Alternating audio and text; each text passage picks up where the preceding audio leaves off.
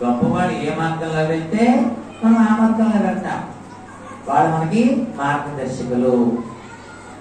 ఇవాళ మనకి గాంధీ గారు ఆయన కొన్ని సిద్ధాంతాలు పెట్టుకున్నారు. ఇవాళ సిద్ధాంతాలు మనం పాటిస్తున్నామా లేదా? పాటిస్తున్నామా? పాటించాలి. ఆ రోజుల్లో ఆయన ఎన్ని కష్టాలు పడ్డాడు? ఇవాళ గాంధీ గారు సులభంగా చెప్పిస్తున్నాం, కానీ ఆయన ఎన్ని కష్టాలు పడితే మహాత్ముడయ్యాడు, ఎన్ని కష్టాలు పడితే జాతిపిత అయ్యాడు. ఆ కష్టాలన్నీ అనుభవించాడు.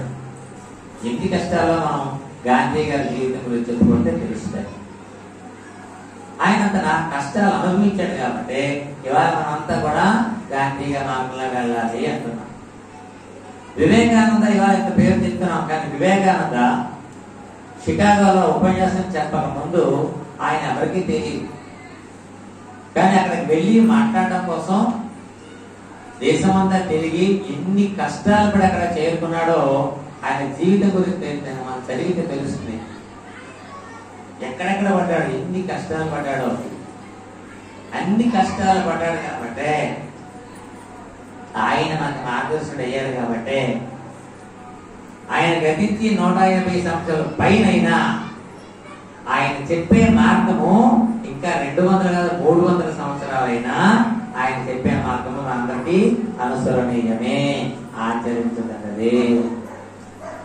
గొప్పవాడు అనేవాళ్ళు అలా ఉంటారు. చేత ఆచర్య శ్రేష్ఠ తప్త దేవో తరో జన స యత్ప్రమాణం కురితే లోకస్థ ధనవంతతే.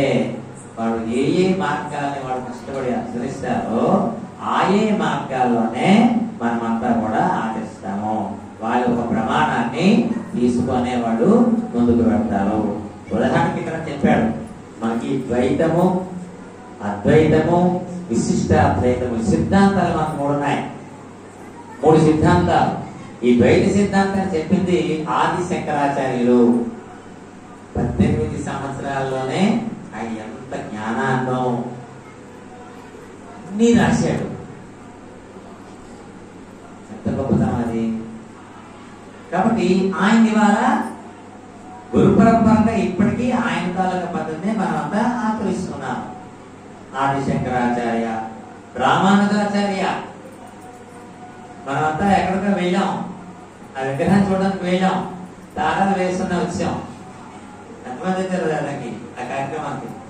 1, 2, 3 అవే చాలా మంది వెళ్ళాం కదా. వెళ్ళి అక్కడికి వెళ్ళాము. అవి బుధవారం అవడంతో ఆ రామానుజాచార్య విగ్రహాన్ని, అది 108 అడుగుల విగ్రహం. అది ఎందుకు ఇవాళ ఆయన తాలూకా విగ్రహాన్ని పెట్టామంటే ఆయన చేసినటువంటి గొప్ప ఈ దేశానికి సంస్కృతి పరంగా ఆయన చెప్పేటువంటి అద్వైత సిద్ధాంతం ఆయన చెప్పాడు. అది అందరికీ కొంతమందికి అవకాశం. అలాగే మధ్వాచార్యులు విశిష్టాద్వైతం చెప్పారు. వీరు ముగ్గురు కూడా ఇవాళ వాళ్ళ మార్గాల్లో మనంతా కనిపిస్తున్నాం. సిద్ధాంతాలు లేదు, మార్గదర్శకులుగా చెప్పాలంటే గాంధీ గారు చెప్పచ్చు, వివేకానందులు చెప్పచ్చు, ఇట్లా మనం ఎంతో మంది చెప్పచ్చు. కాబట్టి గొప్పవాడు ఏ మార్గంలో నడుస్తారో మిగతా వాళ్ళంతా ఆ మార్గాన్ని నడుస్తారు. తండ్రి ఎలాగ నడుస్తాడో కొడుకు అలాగే నడుస్తాడు. తల్లి ఎట్లా నడుస్తుందో కూతురు అట్లాగే నడుస్తుంది. కాబట్టి తండ్రి బాధ్యత ఎలా ఉండాలి? అమ్మ నాయన, నా వెనకాతల కొడుకులు ఉన్నారు, నేను ఏది చేస్తే వాళ్ళు అదే చేస్తారు అన్నటువంటి జ్ఞానం ఉందనుకోండి, చాలా జాగ్రత్తగా ఉంటాడు. నేనేదైనా తప్పు చేస్తే నా కొడుకులు అదే చేస్తారు, రేపు నన్ను ప్రశ్నిస్తారు, నేను వాడిని ప్రశ్నించడానికి నాకు హక్కు ఉండదు. అంచేత గొప్పవాడి మార్గాలు అంత ఉంటాయి. కాబట్టి గొప్పవాడు అనుకునేవాడు అంత మంచి మార్గం నడవలసిన బాధ్యత వాళ్ళకు ఉంది. అటువంటి గొప్పవాడి మార్గంలో మనం నడవలసిన బాధ్యత మనకు ఈ శ్లోకంలో చెప్పడం జరిగింది.